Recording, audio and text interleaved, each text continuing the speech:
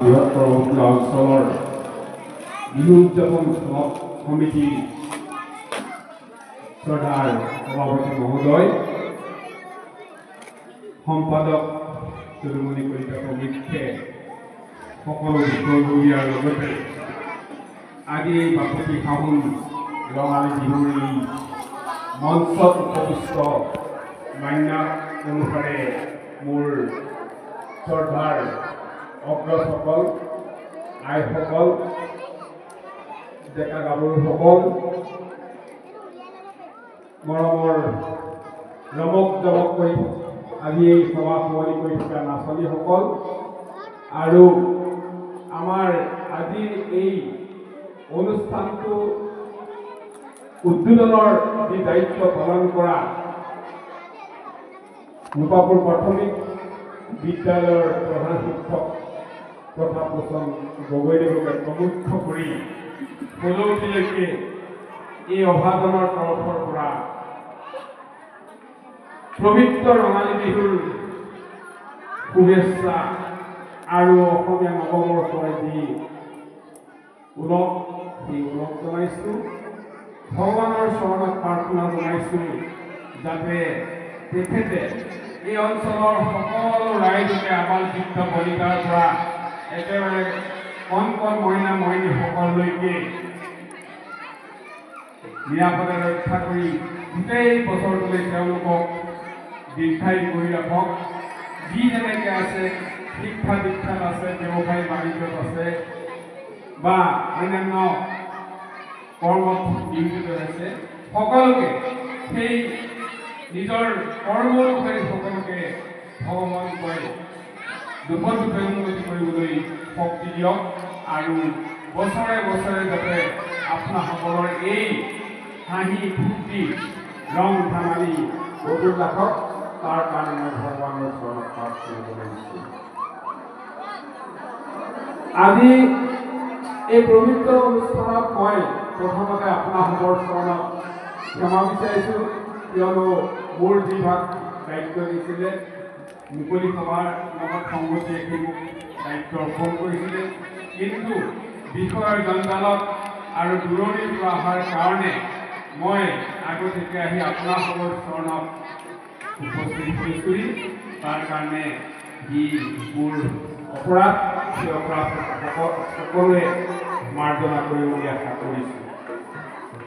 আপোনালোকক বিহুৰ বিষয়ে মই কি ক'ম, চমুকৈ কেইটামান কথা ক'ব বিচাৰিছোঁ।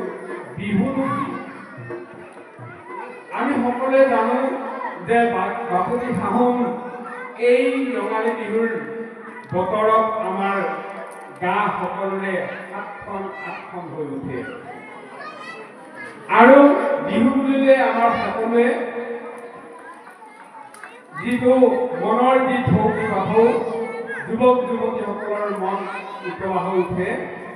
আৰু এটা কথা মই ক'ব বিচাৰিছোঁ যে আমাৰ যি বৰ্তমান নৱপ্ৰজন্ম, মই ভাবোঁ মোবাইলত যেনেকৈ আজি আমাৰ ভাৰতবৰ্ষত পঞ্চম প্ৰজন্ম চলি আছে, ফিফ্থ জেনেৰেশ্যন চলি আছে, আমাৰ কণ কণ মইনা মইনী শিশুসকল তেওঁলোক আৰু এখোজ আগবাঢ়ি গৈ সপ্তম প্ৰজন্মত তেওঁলোকে ভৰি দিছে।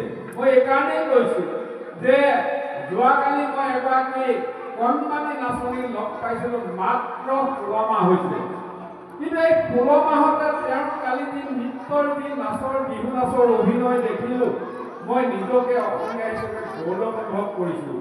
এই 16 মাহত হয়তো আমি এই 16 মাহত কথাকেইটা ভালকৈ বুজাই ক'ব পৰা নাছিলোঁ যেতিয়া আমি আছিলোঁ, আমি প্ৰথম প্ৰজন্মত যেতিয়া আছিলোঁ। কিন্তু এতিয়া মই এইকাৰণে কৈছোঁ যে আমাৰ বৰ্তমান যিসকল মইনা মইনী, বিহু বুলিলে তেওঁলোকৰ গাটো এনেকুৱা হয় সাতখন আঠখন হৈ উঠে। পৰহি দিনাখন মই যেতিয়া গোলাঘাটৰ পৰা মোৰ লগৰ এজনৰ লগত ঘৰলৈ আহি আছিলোঁ, তেনেকুৱাতে তেওঁ ঘৰত থকা তেওঁৰ পৰিবাৰৰ চাকৰি কৰে কলেজতে, তেওঁলোকৰ এগৰাকী মাত্ৰ এতিয়া এবছৰ হৈ গৈছে কণমানি এজনী। এই কণমাজনীয়ে খুব কান্দি আছিলে, আইতাক আৰু ককা ঘৰলৈ গুচি আহিলে খুব কান্দি আছিলে। তেতিয়া মোক ক'লে বোলে ছাৰ, ছোৱালীজনীয়ে খুব কান্দি আছে, মই বোলো হেৰি কি বুলি কয় ভিডিঅ' কল কৰি দিয়া।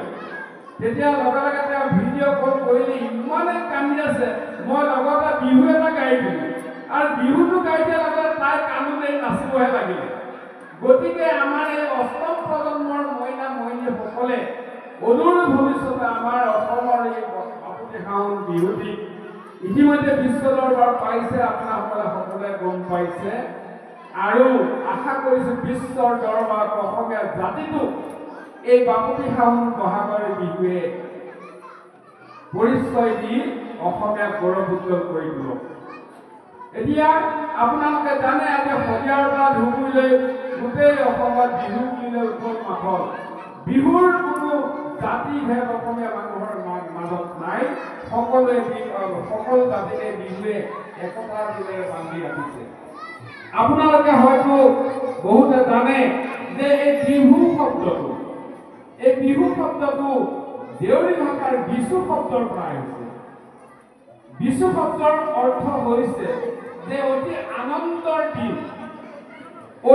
আনন্দৰ দিন আমি অসমীয়া জাতিটো হৈছে কৃষি প্ৰধান জাতি কৃষিয়ে হৈছে আমাৰ জীৱিকাৰ প্ৰধান সম্বল অৱশ্যে বৰ্তমান সময়ত পৰিৱেশ পৰিস্থিতিক লৈ কৃষিৰ পূৰ্বৰ যিটো গুৰুত্ব আছিলে লাহে লাহে কমি গৈছে তথাপিও এতিয়া অসমীয়া জাতীয় জীৱনৰ লগত কৃষি অংগাংগীভাৱে জড়িত এই কৃষি যেতিয়াই অসমীয়া মানুহে খেতি বাতি কৰিবলৈ শিকিলে খেতি বাতি কৰিবলৈ শিকাৰ লগত আমি জানো যে বিহু এটা কৃষিভিত্তিক উৎসৱ যেতিয়া প্ৰথমতে যেতিয়া কৃষিত নামিব কৃষিত নমাৰ আগে আমাৰ এই ৰঙালী বিহু উদযাপন কৰা হয় গতিকে ৰঙালী বিহুৰ অৰ্থাৎ খেতি কৰিবলৈ আৰম্ভ কৰাৰ আগতে আমাৰ অতি মৰমৰ অসমীয়া ৰাইজৰ যি কৃষিৰ যি উপাৰ্জনৰ লগত জড়িত হৈ থকা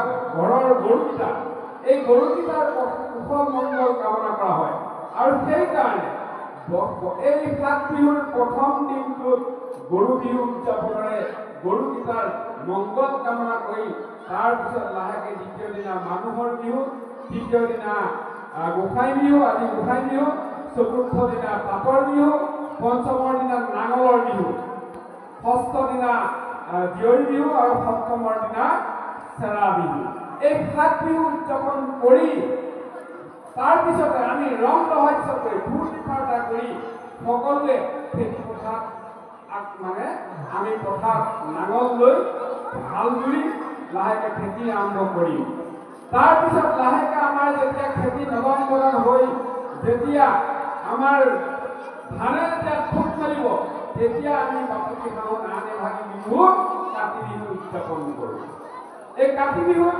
আমি শস্য ভালে কুশলে ৰাখিবলৈ আমি পথাৰত বন্তি দিওঁ ভঁৰালত বন্তি দিওঁ আৰু সকলোৱে কুশল মংগল কামনা কৰোঁ তাৰপিছত আহিলে যেতিয়া আমি অসমীয়া জাতিয়ে খেতি বাতি কৰি উঠাৰ পিছত আমাৰ সময় ঢেৰ আহিল গতিকে আমি লাহেকে আমাৰ সেই ভঁৰালত ধান মুঠি সোমোৱাৰ পিছত আমি ভালকৈ এসাঁজ খোৱাৰ মানসেৰে আমি মাঘৰ বিহু উদযাপন কৰিলোঁ কৰাৰ পিছত যেতিয়া মাঘৰ বিহু পাৰ হৈ গ'ল আমাৰ সময় ঢেৰ আহিল বতৰ পানী ভাল হ'ল আমি লাহেকৈ এই ফাগুন মাহৰ পৰা আমি ডেকা গাভৰু মিলি বা সকলোৱে মিলি ফূৰ্তি ফাৰ্তা কৰিবৰ কাৰণে অৰ্থাৎ ৰঙালীক আদৰিবৰ কাৰণে আমি প্ৰস্তুতি হওঁ আৰু আজি আমি সেই প্ৰস্তুতিৰ আমি চূড়ান্ত পৰ্যায়ত অৰ্থাৎ ৰঙালী বিহু উদযাপন কৰিবলৈ আমি সকলোৱে মিলিত হৈছোঁ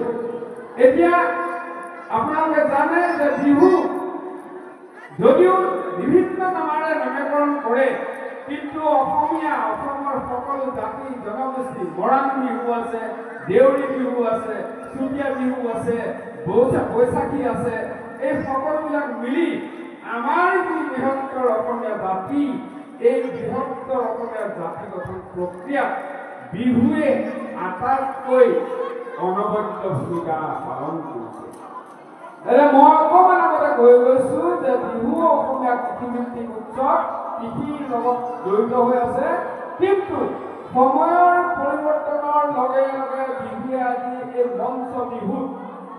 মঞ্চ পৰ্যায় পালেহি আৰু ইয়াৰো এটা কথা আছে যে মই কেইবাটামান অসমৰ স্বনামধন্য বিহু বিশেষজ্ঞৰ লিখনি পঢ়িছোঁ, দুগৰাকীমানক লগ পাইছোঁ, বিভিন্ন কথা পাতিছোঁ।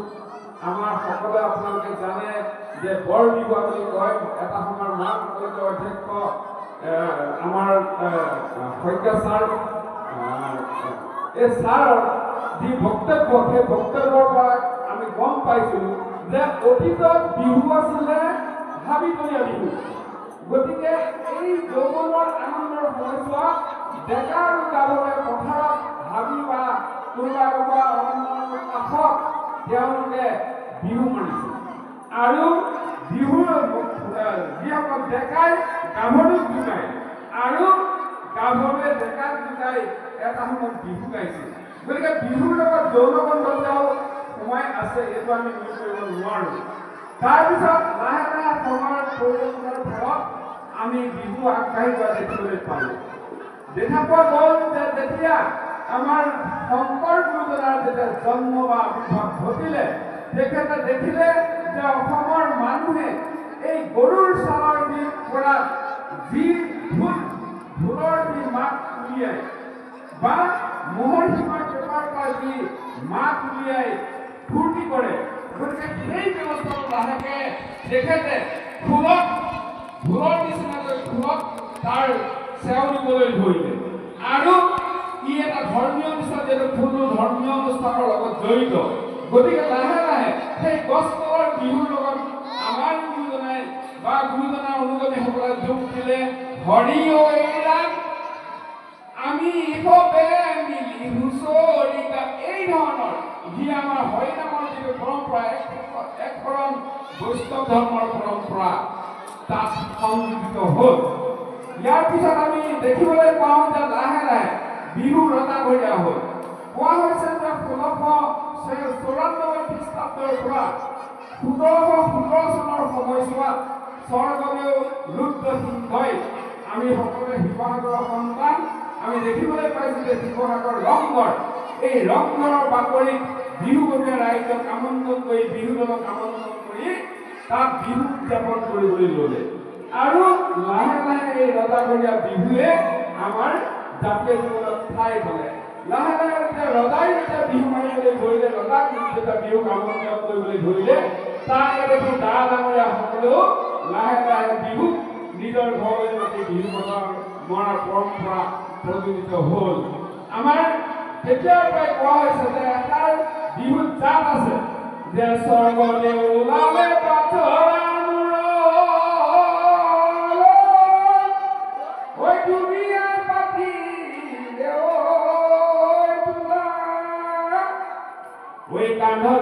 দিলে নৰা কৈ টানে ঠাই ঐ কাটে কুমছে এতিয়া বহুতো বিবাহ চেঙৰ পিন্ধি আছে। গতিকে লাহে লাহে বিহুৱে এই ধৰণৰ পৰ্যায় অতিক্ৰম কৰি স্বৰ্গদেউৰ পৰা ৰাজবিষয়ৰ পৰা লাহে লাহে আমাৰ গাঁৱৰ যেতিয়া যিসকল আমাৰ সভ্ৰান্ত ব্যক্তি, গতিকে আমি যিটো আমাৰ পৰম্পৰা, আমাৰ গাঁওবিলাকত যেতিয়া আমি প্ৰথমতে বিহু মাৰোঁ, হয় গাঁওবুঢ়া নহয় কোনোবা এজন গাঁৱৰ অতি বয়োজ্যেষ্ঠ ব্যক্তি, তেনেকুৱা ঘৰত আমি বিহু গাওঁ দৌৰোঁ। কেনেকৈ বোলে দেউতাৰ পদূলি গোন্ধাইছে মালতী পেটেটি গোন্ধে মলাই ঐ গোবিন্দাই ৰাম। গতিকে বিহুৱে লাহে লাহে পৰিৱৰ্তনৰ বাবেদি আগবঢ়াইছে। আৰু তাৰপিছত লাহে লাহে দেখিবলৈ পোৱা গ'ল যে যেতিয়া আমাৰ অসমত তিনিবাৰকৈ এই যিটো আমাৰ মানৰ আক্ৰমণ হৈছিলে, মানৰ আক্ৰমণে কিন্তু আমাৰ বিহুটোৰ ৰং ৰহাইছে বহু পৰিমাণে ম্লান তুলাই দিলে। কিয়নো মানৰ অত্যাচাৰ অসমীয়া মানুহ ঘৰত থাকিব নোৱাৰা হ'ল। গতিকে উৎসৱ পতাটো দূৰৰে কথা। যেনেকৈ আমাৰ 3 বছৰ কৰোণা কালে আমাক ভালকৈ আমাৰ ৰং ৰহস্যৰ পৰা আৰম্ভ কৰি আমাৰ যিবিলাক ধৰ্মীয় প্ৰথা পৰম্পৰাবিলাক বহু পৰিমাণে হেৰুৱাই পেলাইছে, ঠিক সেইদৰে মানৰ অসম আক্ৰমণে অসমীয়া জাতিক বহু পৰিমাণে দুৰ্বল কৰিলে। আৰু লগে লগে আকৌ বিহুৱে যেতিয়া আমাৰ স্বাধীনতা সংগ্ৰামৰ পিছত ভাৰতবৰ্ষ স্বাধীন হ'ল, স্বাধীনতাৰ পোৱাৰ পিছত আমি স্বাধীন হ'লোঁ, লাহে লাহে আমাৰ এই যিটো গছ তলৰ বিহু আছিলে, যি ৰজাঘৰীয়া পৰম্পৰা, যি গাঁৱৰ ডা ডাঙৰীয়াৰ ঘৰত বিহু মাৰা পৰম্পৰা, সেই বিহু লাহে লাহে আমাৰ আহি এই মঞ্চ পৰ্যায় পালে। আজি বিহুত আমি দেখিবলৈ পাইছোঁ যে অসমৰ পৰা শদিয়াৰ পৰা বিহুলৈকে সকলো ঠাইতে মঞ্চ বিহুৱে ঢোলে গুমগুমাই উঠিছে। গতিকে এতিয়া কোৱা হৈছে যে কিছুমানে কয় যে 1835 চনত গোলাঘাটৰ বেতিয়নী নামৰ ঠাইখনত প্ৰথম অসমীয়া মঞ্চ বিহু হৈছিল। কিন্তু কিছুমানে ক'ব খোজে যে 1937 চনত আমাৰ আজি গুৱাহাটীৰ লতাশিলখন যিটো খেলপথাৰ, এই লতাশিলৰ যিটো বিহু আটাইতকৈ পুৰণি বিহু বুলি আমাৰ বিহুটুলীয়া ৰাইজে বা আমাৰ যিসকল বিহুৰ লগত জড়িত বিচাৰকসকলে ক'ব বিচাৰে। যিয়ে নহওক আমি এইটো ক'ব বিচাৰিছোঁ যে বিহুৱে আহি সেই গছ তলৰ বিহুৰ পৰা মানুহৰ চোতালৰ পৰা আজি মঞ্চ পালেহি। আৰু এতিয়া লাহে লাহে আমি আৰু এটা মঞ্চ বিহু পাতিবৰ কাৰণে আমাৰ গাঁওবিলাক, আমাৰ বিশেষকৈ আই মাতৃসকলৰ বিহু ফাগুন সোমালে মনটো তেওঁলোকৰ গাটো আঠখন কৰিছে। নিজে নাচিবলৈ নাপালেও কেনেবাকৈ নিজৰ ল'ৰাটোক ধুনীয়া কৰিব পাৰি নেকি, নিজৰ ছোৱালীজনীক ভাল লগাই নাচনি কৰিব পাৰি নেকি, বিহু কৰিব পাৰি নেকি, তাৰ কাৰণে তেওঁলোকে প্ৰচেষ্টা চলায়। আৰু তাকে দেখি আজি আমি দেখিবলৈ পাইছোঁ যে নতুনকৈ আৰু এটা সংযোজন হৈছে ফাগুন সোমালে আমাৰ বিভিন্ন ধৰণৰ বিহু সম্পৰ্কীয় কৰ্মশালাবিলাক আমি দেখিবলৈ পাইছোঁ। আৰু এই কৰ্মশালাবিলাকৰ ফলত এটা বৰ ভাল কথা হৈছে যে কি, যে আমি বহুতো নাচনি, বহুতো ঢুলীয়াক আমি ওলাই অহা দেখিবলৈ পাইছোঁ।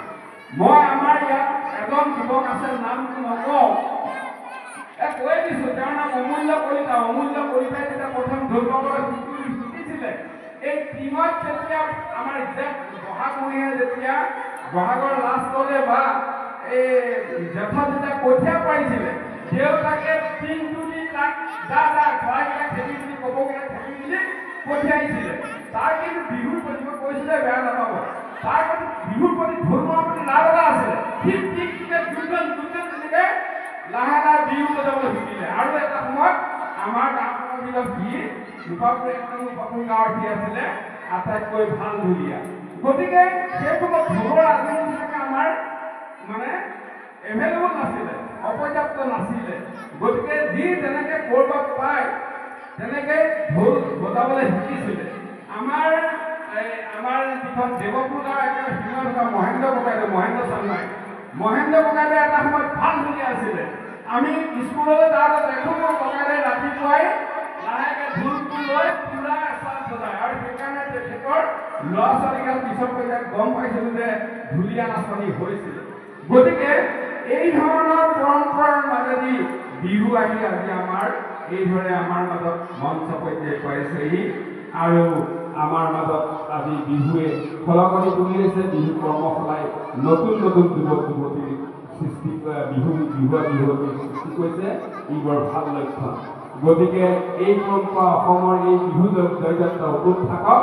ভগৱানৰ চৰণত পুনৰ প্ৰাৰ্থনা জনাইছোঁ যে তেখেতে আমাৰ বিহুক আৰু অধিক আগলৈ আগবাঢ়ি যাবৰ কাৰণে শক্তি দিয়ক। আমাৰ কণ মহিলামণি ডেকা গাভৰুসকলক বিহুৰ যোগেদি বিশ্বৰ দৰবাৰত অসমে যাতে জিলিকাই তোলক, এইখিনিকে মই আপোনালোকৰ চৰণত প্ৰাৰ্থনা জনাইছোঁ। এইখিনিকে ভগৱানৰ চৰণত প্ৰাৰ্থনা জনাইছোঁ। আৰু দীঘলীয়া নকওঁ, কাৰণ ইয়াৰ মোৰ ভাষণ শুনাৰ সময় নহয়। ইয়াৰ বিহুৰ বতৰ মানুহৰ আমাৰ গাঁৱৰ সকলোৱে 7খন 8খন হৈ আছে। আমাৰ ডেকা ভূঞাসকল আৰু গাভৰুসকল নাচি মেলি লৈ আছে। শেষত সকলোৰে পুনৰবাৰ ভগৱানৰ প্ৰাৰ্থনা যদি সকলোকে দীক্ষাই প্ৰদান কৰক। সকলোৱে মন মগজুত এই বিহু প্ৰমিতি আনন্দ ফূৰ্তি এইবিলাক বাজি উঠক। আৰু শেষত আকৌ পুনৰ এঠাই জাতেৰে আজি মই এই চমু বিহু ভাষণ সামৰিব বিচাৰিছোঁ। বোলে এটা বাতি নহৰু এটা বাতি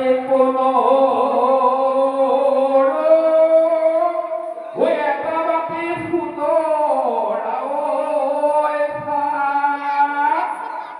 মূৰৰ চুলি চিঙি আশীৰ্বাদ কৰিছোঁ। সকলো ৰাইজ ক